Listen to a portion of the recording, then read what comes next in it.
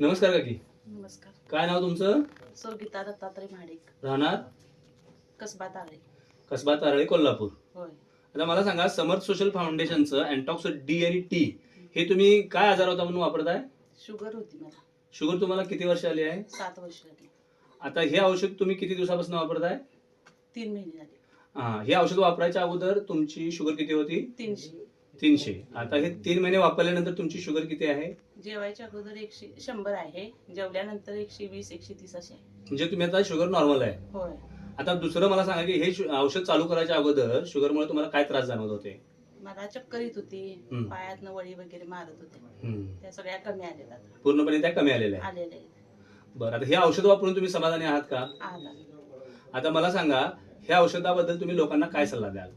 मी लोकांना एवढे सांगेन की हे औषध चांगलं आहे, रिझल्ट चांगला आहे या औषधाचा, तुम्ही घ्या. तुम्ही समाधानी आहात? आहे समाधानी आहे. धन्यवाद.